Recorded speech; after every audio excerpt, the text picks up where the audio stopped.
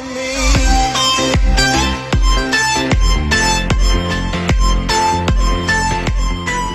So in this particular segment, we're going to be talking about being bold in the boardroom. The panelists for this particular discussion are Mrs. Natalie Ewing-Goff, who is the General Manager of the Development Finance Corporation. Mr. Dean Molina, Attorney at Law.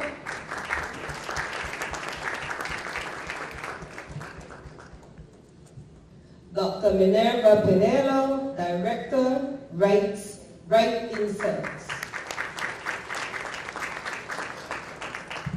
And our moderator for this session will be no other than Adela Ramos, journalist. Thank you. Take it away, Adela. This session that we're having, this panel that we're having, I think will bring up some of the very tough challenges that face women in business, particularly when it comes to being in the boardroom.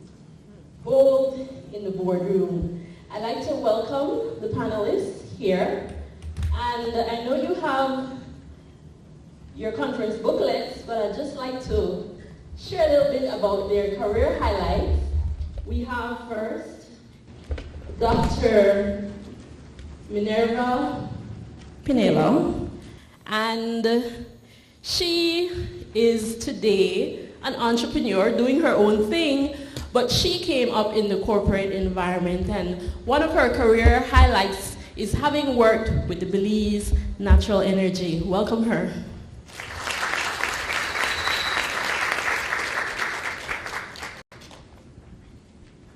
And Mrs. Natalie Ewing-Goff is no stranger to many of us. Everybody knows about the Development Finance Corporation, and she's been there for quite some time. And I'd like to congratulate her on her career accomplishments, because we know that DFC has been through some really tough times. And for her to be a leader in that institution and working on bringing it back is a great accomplishment. Welcome her. And my longtime friend, Mr. Dean Molina. He is really bold, isn't he? Wow.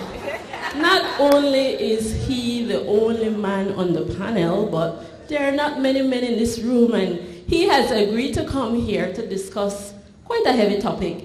So welcome, Dean. He is attorney at law, doing his own thing now as well. I first met him when he worked for BTL, and of course when he moved over to the PUC. We continued to interact, and now, wow, congratulations.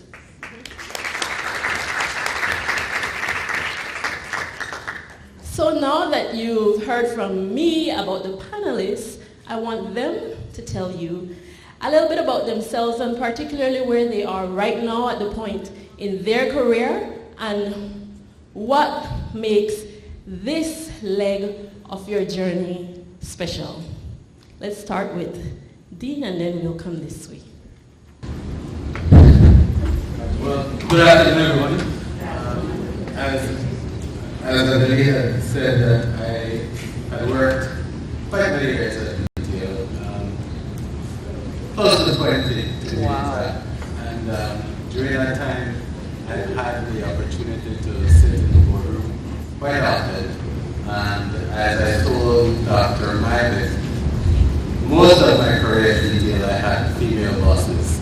So, starting right here. So, the experience has prepared me for where I am today. For 7 years now, I've been practicing law on my own. And the best thing about being on my own is that I have the greatest boss ever. So. Give yourself a pat on the back. Thank you. Good afternoon, everyone. Are you hearing me? Yes. No? Good afternoon. I guess I'm the only non-entrepreneur on the panel. But I need to say that as a leader, we all have to be entrepreneurial, or else you won't succeed. So you're an entrepreneur in your own way, even if you're working for somebody else. And for that business to succeed, you have to see it as your own business. And I think that's why I'm going to be bold and say that's why I have succeeded in everything I do, because I take it on. I get involved 100%. I started my career at the central bank, as it said, and I think that is one of the best learning experience I had in terms of ethics in business under Sir Edney Kane. And then I went on to the DFC. I worked at the Belize Credit Union League, went back to the DFC. And I have to say, when I went back to DFC in 2008, that was a very surreal moment after being kicked out in a day 8 years earlier. And to go back to head the organization, that is when I realized, for me, you don't play God. So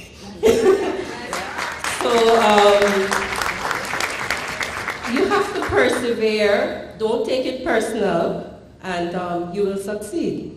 And where I am right now, I think I'm about ready to retire. After doing what I need about 2 or 3 more years at the DFC, and from there it's being my own boss.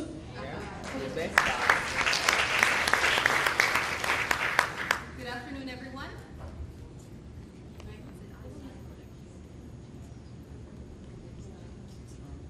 Good afternoon, everyone. As a little girl, I had promised myself that I wanted to work in the 3 sectors in Belize, namely the government, the private, and then the nonprofit or the NGO world. And so I started my career as an educator in 2001, and it was quite a journey. I fell in love with being able to empower others through my work. Little did I know, though, that I would be offered the opportunity to enter the corporate world. And so I didn't hesitate to take that chance. And it grew into an opportunity to become even, I would want to think as a person who's now bold enough to say this, someone who brought, many opportunities to others. And I think that I have impacted lives today.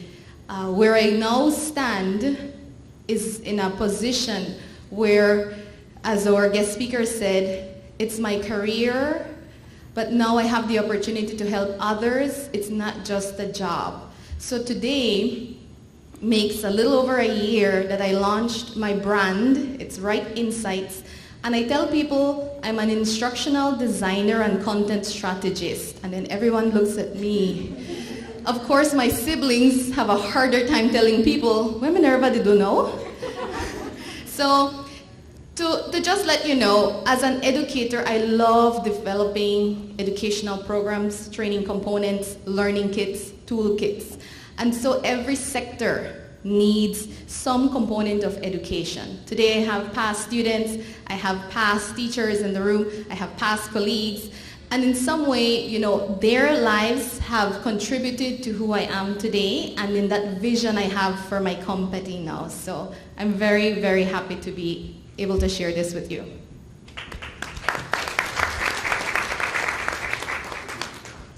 Awesome. So let's get right down to business, because we know that when we talk about the boardroom, there are gender issues. I don't think that anybody can shy away from that, right? We all agree? Now, let's take the example of our 2 major utility companies, since we have Dean, who has a history with BTL. Belize Telemedia Limited, they have a board of directors.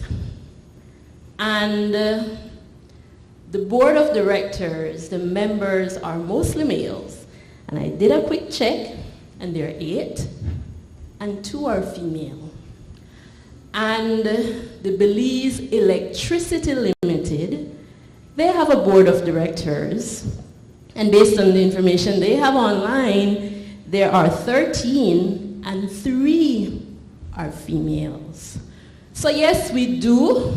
That one hurdle has been crossed. Women are in the boardroom because once upon a time it used to be said what? That a woman's place is? We can no longer say that in Belize. Yes, we have a place in the home, a very powerful place in the home. Never take that away. But we also have a place wherever we want to position ourselves. Is that right, ladies and gentlemen? You agree? So then, why is it we're 2017 in Belize, and if we look at the way that women have qualified themselves academically, we know the statistics. There are many qualified women out there, yet we see this gender imbalance.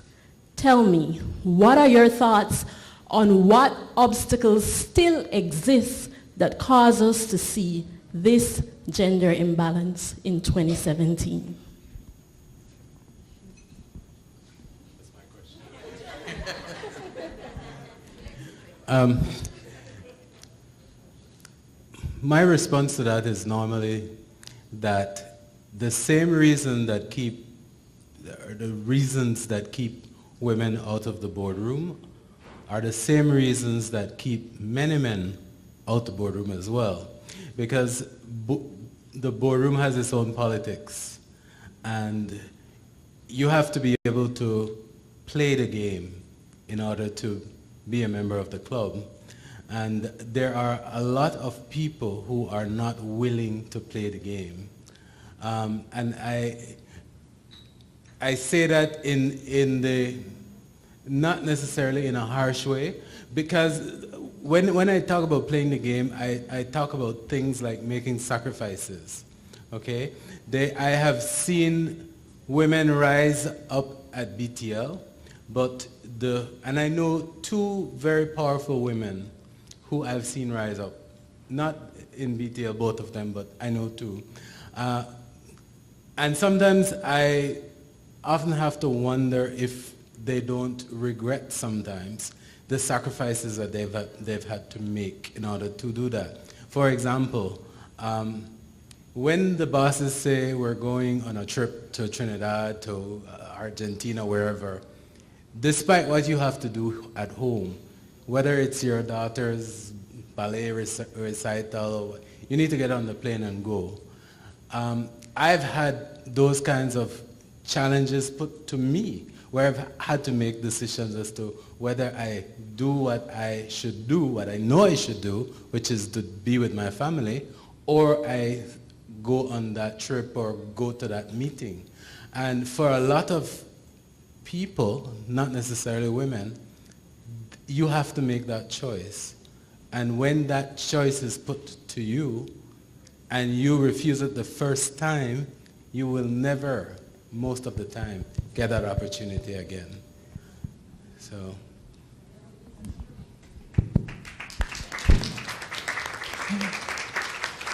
That's true to a certain extent. I am lucky or blessed at DFC.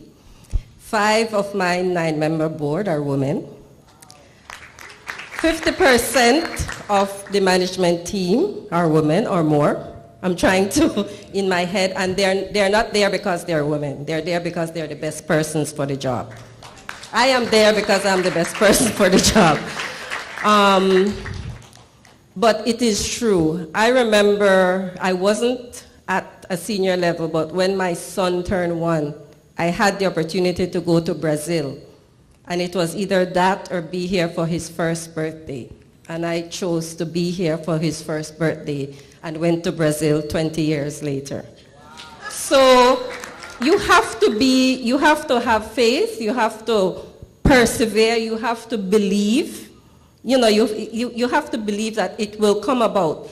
But then you also, just as the mother wants to be there for the son's birthday, I think the father should want to be there, because we're doing it together, your partner, whoever it is. And if you bargain and say, well, you go this time and I will go next time because something significant may not be happening. And you know, management is about bargaining and give and take. You have to compromise. You have to do the work. I live in Belize City, but I work in Belmopan. And there's not one day I say I can't go to work because it's raining, or for some reason, if I have to stay at work at 7, I will stay at work at 7. What I have given up is active social life, probably with my friends, because my weekend is for my family and not for work. For my family, and you know, well, God is every day, but my weekend is really for my family. But I think I have real friends who understand. And so the boys are gone now, and so I'm having fun with my friends once again. I'm going to move away from the layer of family. I'm going to go one layer deeper. And in my mind, there are 3 things that we need to do to have more women representation in the boardroom. We have to synergize. So we need to start working with a win-win mentality. We grew up reading about the glass ceiling or so many other syndromes where, you know, we don't help each other. And so my second is succession planning. Many years ago, I started my career, but there were women in my life who influenced my ethics, my work ethics, but who also pushed me and said, Minerva, you cannot just remain at this level. You must go further. And it was a time when many people thought, why are you investing so much in your education? What are you going to do in Belize? So my second is succession planning. We need, as women who probably have an established career, to mentor. And that came up very often this morning. We cannot shy away from taking in an intern, a part-time assistant. I have worked with so many young women who are single moms, and they can collaborate with projects I work on virtually, and they can keep going to school. I want to know that there will be a cadre of women when I'm ready to retire. And my third is that we have to sharpen the saw. If you read Stephen Covey's 7 Habits of Highly Effective People, we cannot forget ourselves. And you have alluded to that. There's so many times when I have to deliver this report, I have to go to this event, but we're never really thinking about the personal side of our lives. That aspect that will be so important when everything else may be gone or lost or even temporarily disappears. So my 3 points are really that we need to synergize, we need to focus on succession planning, and we need to sharpen the saw.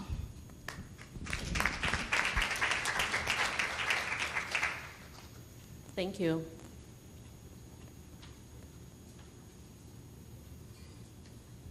All right, I think the mic went to sleep. It's back. So one thing I think that came out very strongly in terms of what the 3 persons said, I know we talked about networking, people mentioned networking earlier and the importance of having those networks. But here in this room is the opportunity to build professional networks. But if we don't have that strong network of family and friends who can be there when we need them to help us to get to the levels that we need to be, we won't be as successful as we could. And so Dean talked about that sacrifice, right? So while you're there working hard, trying to make the sacrifices that you need to get to the level that you desire, to which you aspire, those around you are so critical in helping you to get to where you need to be. And I think Mrs. Natalie shed some light on that, where she has had to make tough decisions. And those are decisions that we should never regret. You know, if we have to choose our family at a certain point in time, that's okay. That's okay. And if you want to make that sacrifice and to say, you know what, I'm going to miss this opportunity, but I'm going to make it up, it's your call, right? It's always your call. Now, the next thing that I want to ask you all about is looking at professional development of persons who operate in that sphere of being in the boardroom, because not everybody gets there, not everybody will get there, but there are people below that level who are looking up. They want to be there someday. That's their dream. How do you get from that entry-level position or that middle management position to the boardroom, especially given the gender factors? I know education is important, but it has to take more than that. Character building, constant professional development. How is it that somebody who's not quite there yet can be groomed to get to that level, and not just to be in the boardroom, but to be bold and to be successful? I definitely would want to underscore lifelong learning. This is something that we nurture. It's an attitude towards, doing something, learning something, teaching ourselves something. I think now as I grow through my journey as a director, it's important for me to not shy away from opportunities. And so I have peers who say, well, I'm a medical practitioner, or I'm a financial advisor perhaps. And I ask, but wouldn't you want to collaborate on a project with me? I work with subject matter experts. My job is to draw from you. If your work is in finance, you can work on financial literacy projects. If your background is in health, I can work on health promotion opportunities. But for me, getting to a position or telling anyone else how you can grow to that position is to embrace lifelong learning. Don't shy away from opportunities to work with projects, to assist. Always think that there is a reason why you are in that place and at that time. Sometimes the job you're given or the task seems mediocre. 10, 15 years from now, you will reflect on that same skill, and it was developed because of that experience. So you want to be in the boardroom one day, work your way in. One of the most valuable lessons I saw among my colleagues at BNE was that there were professionals coming back to Belize, but there were very few jobs. And so there were engineers who took up the jobs of technicians in the field. They had worked 6, 7 years at their studies, but their goal was to get into the company. And so little by little, they scaled or they were able to move. So there was mobility within work. But the attitude was key, not just the education.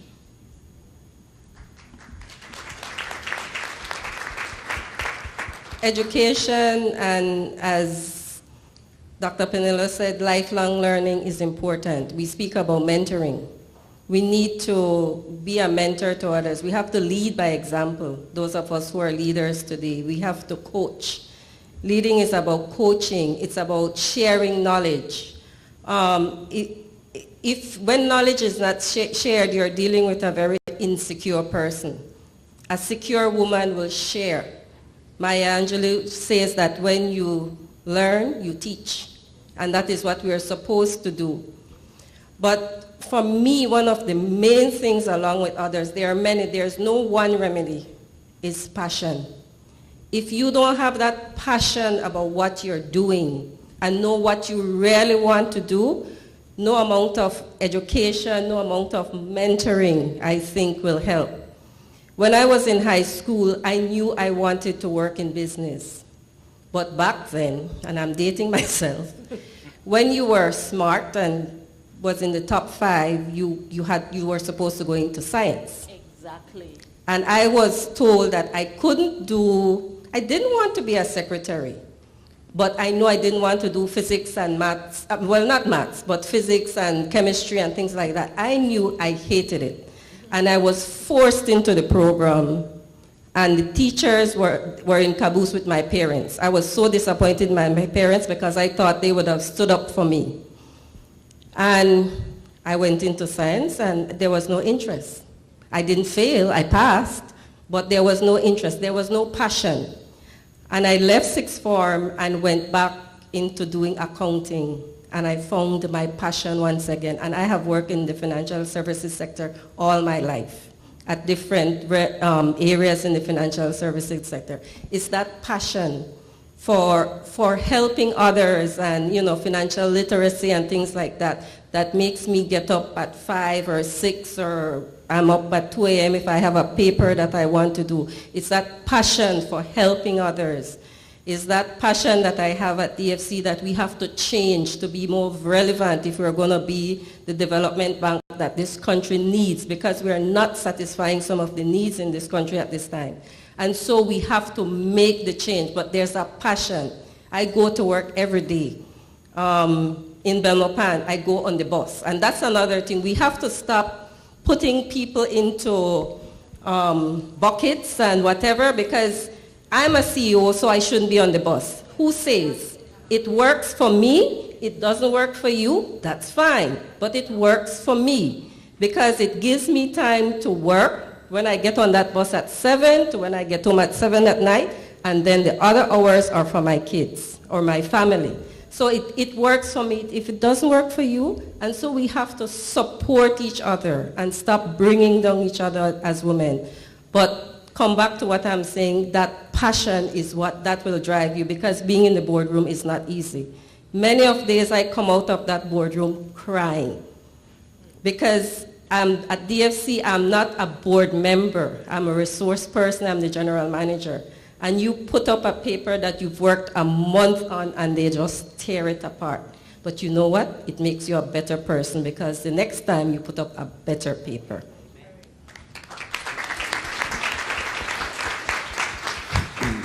Adele, I find favor in managers who are willing to share as opposed to hoard information. And I've had the pleasure of working with one particular manager at BTL who, she moved me every year religiously in June and moved me to another department. So I remember saying to her after about the 4th or 5th movement that I wanted to plant some roots, and you keep moving me. And she said to me, I don't move you because you're good. You are good because I move you. And that message has resonated in my head to this day, that you ought to find the opportunities where they lie and take advantage of it as much as possible. You might be expected to jam extra hours. You might be put out of your comfort zone, but you ought to be open and willing and receptive to change and to learning new things, and in that way you will grow. The alternative to that is the party scene, the spending your money on liquor, you could choose, as a young person in corporate life, you could choose to go down that path where everybody else is drinking and having a good time every weekend, or you can choose to stay in there and work hard and learn. And that's what I've done, and that's what I'll encourage people to do.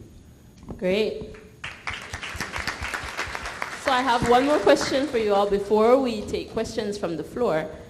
And this is kind of a classic question, but I want you to reflect on the point in this career journey where you felt like, you know what, I just can't do this anymore.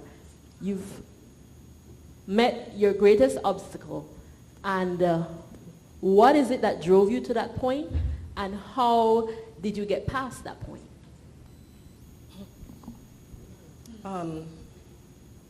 There have been many. I can imagine. But I think the defining moment in my career that has made me into a bolder person to know that I can stand on my own was when I was, and I will say it openly, when I was laid off from DFC in 2000.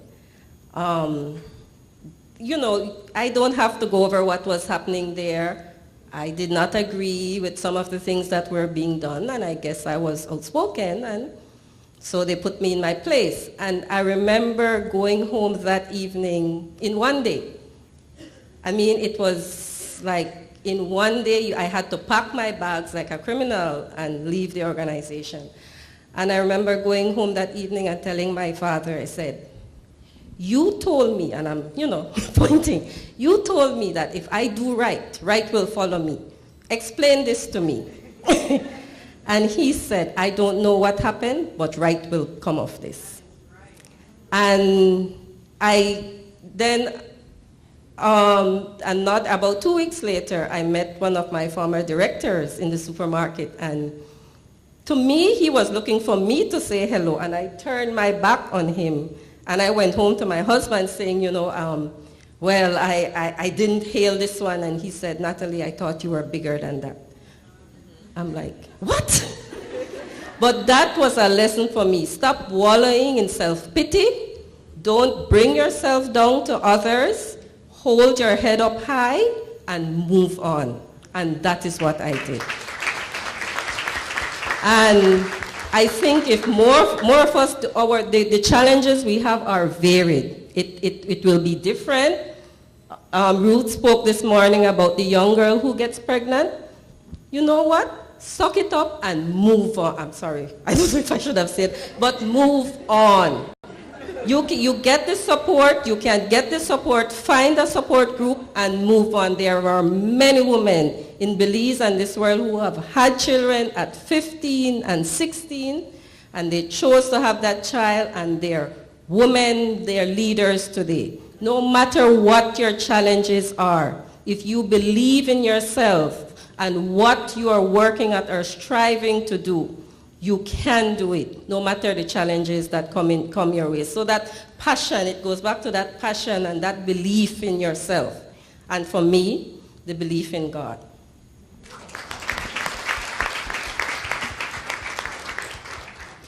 One of the greatest lessons I learned from my uncle, the late John Pinello, was to mobilize people. And so often I would walk into the boardroom and after having worked on a proposal for endless days and maybe even weeks, only to be turned down because somehow the technocrats were not looking at prioritizing on soft skills. Those are the skills we will take with us wherever we go. It's not about the job, it's about a career. And so my lesson when turned down with proposals for leadership development or even working on an adult education program at BNE eventually, to close a gap that existed in our country, was that I couldn't give up even when those in the echelons, my friend and I would joke and say, that's above my pay grade, but let's see what we can do on the ground. And so as I was reflecting with Adelia, I said, I'm a practitioner. I'm the person you deploy to the field to make change happen, even when up here is saying, no, go away, Minerva. We don't have time for a meeting today. And so my biggest lesson was I have to mobilize my coworkers. I have to, if I really believe that this is the future of this company, to move through example how we're going to help people to learn and to develop. It's not only training. So tell that to engineers. Tell that to, finance people who are more perhaps worried on the key performance indicators. Don't give up. Keep going and find people among yourselves who also believe in that change. And keep working so that that becomes some reality. And maybe, like in my case, the reality will not happen while you're with the company. But you'll reflect on it a couple years later down the road, and you know that you probably were a part of why some things changed.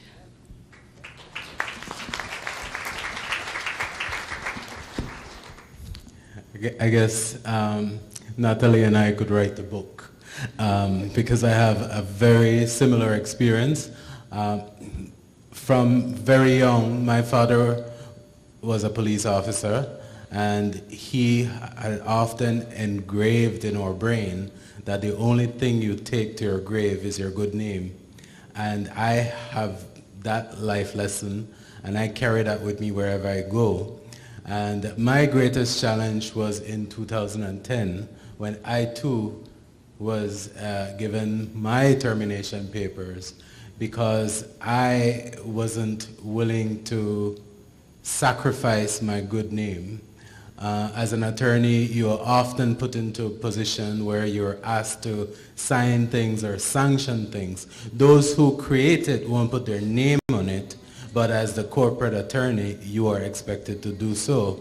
And I had been asked to do certain things that I would never be comfortable with. And I made that point, that I'm not comfortable with it. It's interesting though, because that would not have been the first, nor certainly the last time that something like that would have happened to me or to anybody. But the approach in that instant was different than ever before. In the past, at BTL, if I'm not comfortable with something, I would say, sorry, I don't want to sign it. And they'll find somebody else to sign it, because there's always somebody who's willing to sacrifice something.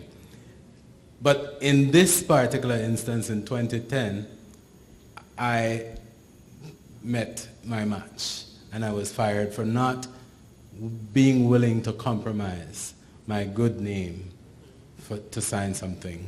So that was a defining moment in my life, and I relived it for many, many months after and wondered if it would have made a difference had I done differently. But 7 years later, I have no regrets as to what I did and why I did it. Thank you. And now we will take some questions from the floor.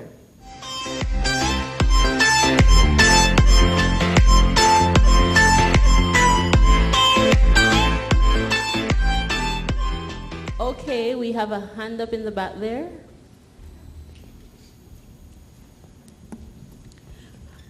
I really would want to hear from any of the panelists the matter of when you are in the boardroom, and I'm using boardroom not only in the context of being on a board, but when you're even sitting in a management position, what have been your experience in terms of coming to the table with a differing opinion, and how do you get treated when you're bold enough to say, I think differently?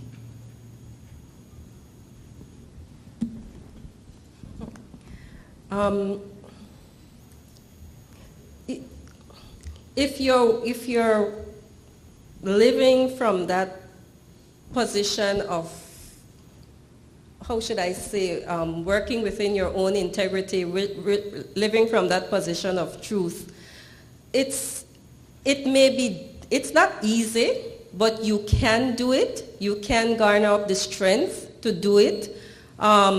You cannot be afraid to be the only one with that position in the room. But you have to know what you're standing on. You have to be an expert at what you do.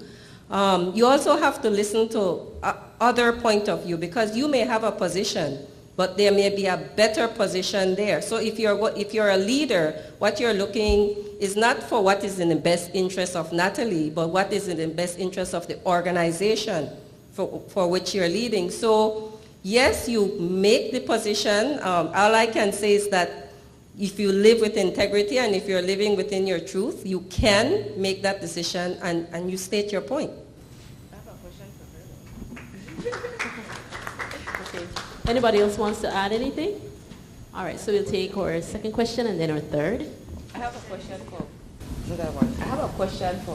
Mrs. Goff. A personal question that I want you to put your business out there. I am a fighter, right? I worked for the government for a long time. I worked in Hopkins. I was the only doctor. I worked 14 hours a day, 14 days in a row, and then I get 1 weekend off, and I'm up at 8, gone again, 2 o'clock in the morning again. And I used to fight and fight and fight and fight, and there was no change. And so when I decided to resign, that was welcoming to some people, right? And then now they want me back. I don't want to go back. Why did you go back? Because there was a change. Okay. when I went back, well, I know that when I was going back, the organization was restructured. So now we are a government-owned organization, but private sector run. So all the members of the board are all professionals and they're private sector.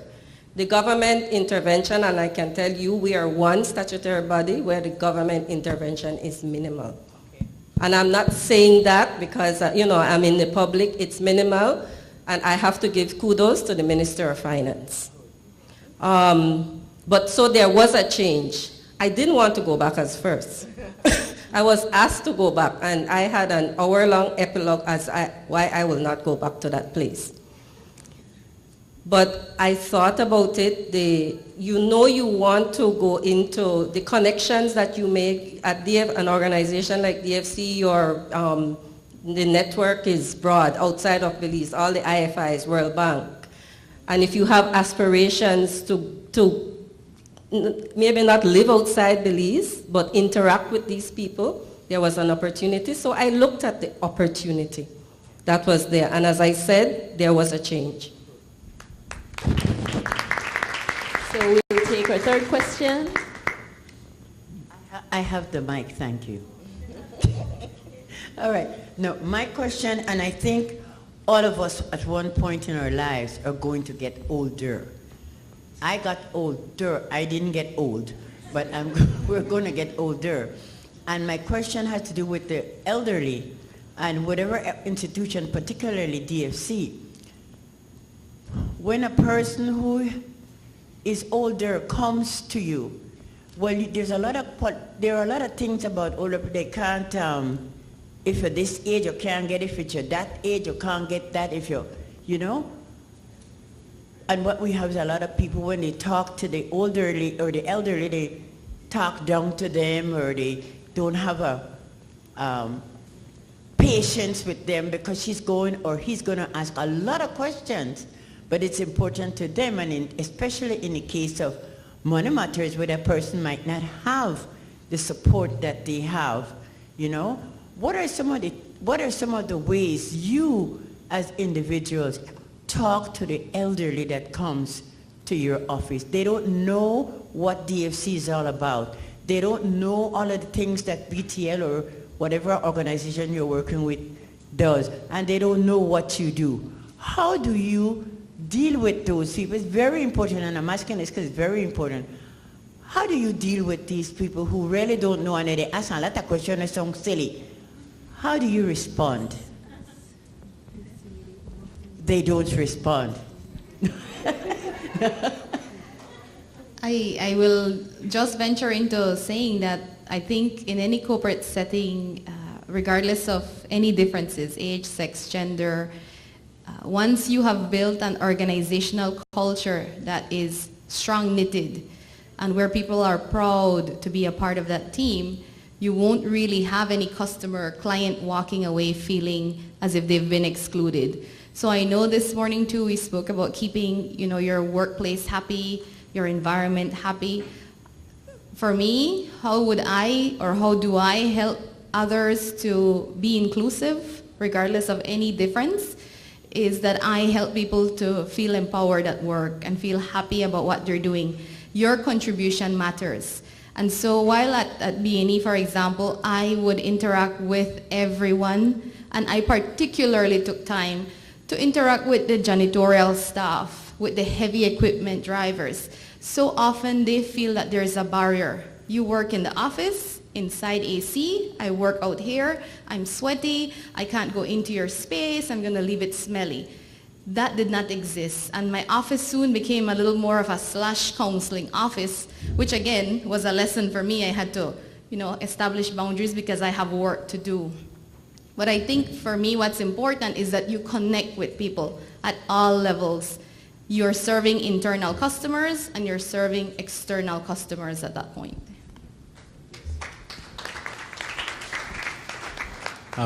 I cannot answer from the point of view of BTL, but I can rely on what I've seen at BTL, and I now apply it in my practice as an attorney.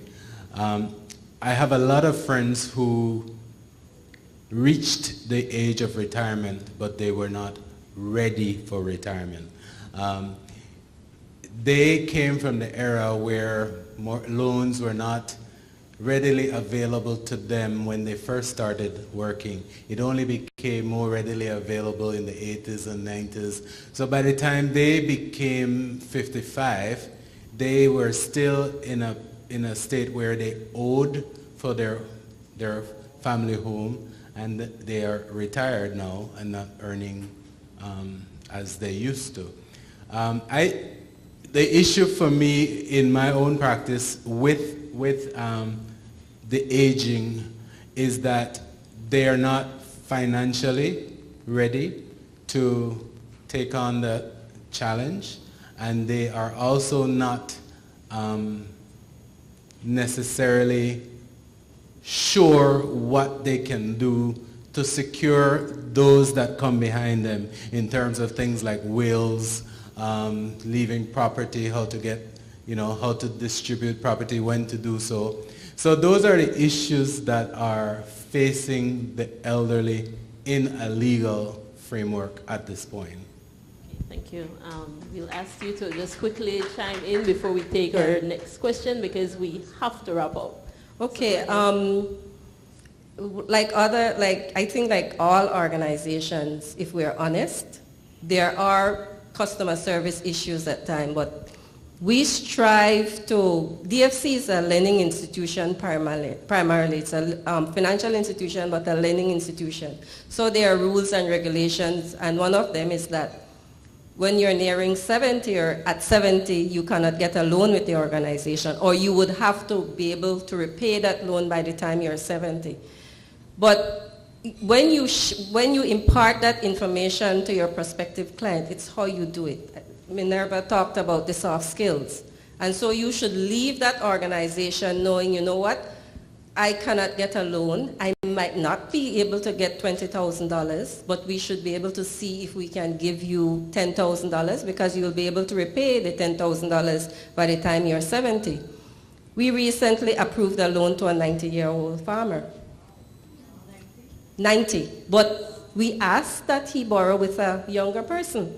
So you have to be innovative and entrepreneurial. That's all we're saying, that they're different. No, I'm not saying that this is happening throughout the organization. There's an organizational shift that has to happen at my organization, and I will admit it. But eventually what we want is that to permeate throughout that sort of innovativeness and, especially the soft skills. We're moving into an era where soft skills are important. I don't know if you heard about compassionate leadership. As leaders, we have to move towards compassionate leadership. It doesn't mean that we are soft. It means that the human being is an important part of what we do. I like what you said, because it emphasizes the importance of the elder teaming up with the younger person and them sharing their strengths and their resources to make things happen. And I think that that's something that we could definitely take away from this panel. So our third and final question, or is that the fourth? Fourth and final. Thank you so much. My name is Karen Williams. I'm the owner-manager of two companies in Belmopan, Happy Maids Cleaning Service and the Belmopan Tiny Houses. I think this panel discussion really resonated a lot with me because of the areas that you're discussing. For me, what you said is exactly how can women get themselves promoted at different levels. One of them, as hard as it sounded, Mr. Molina, is just that openness and flexibility. If your boss calls on you, wherever you are, that you have that flexibility to do what is needed. So if, for example, they ask you once, they ask you twice, they won't ask you again a third time. So for all of us, if we want to move up, we have to have that flexibility, have a positive attitude where we're willing to help in whatever way. Even in past experiences, I've had to mow the lawn in jobs that I've had to do, or do a little cleaning or whatever. It's always being flexible to do whatever is needed to help the organization that you are with. But however, finally, maintaining your code of ethics. Ms. Natalie, you said it. You know, you may be asked sometimes to do things that you know are not right. So I think if you are to be successful, people have to understand that when you give your word and your good name and all of these things, that is something that you have to somehow maintain for your entire lifetime, that people know that they can rely on you if you give your good name and that you stand for something. Because if you compromise on your ethics at some point along in your career, whether it be when you're at a lower level, you compromise on something that you shouldn't have compromised on to get at a higher level, then people will remember you for that, and they may not give you that opportunity to be in a position in the boardroom that at some point later that you may deserve that position. So really to maintain your code of ethics throughout your career. Great, thank you so much. Let's give our panelists a round of applause.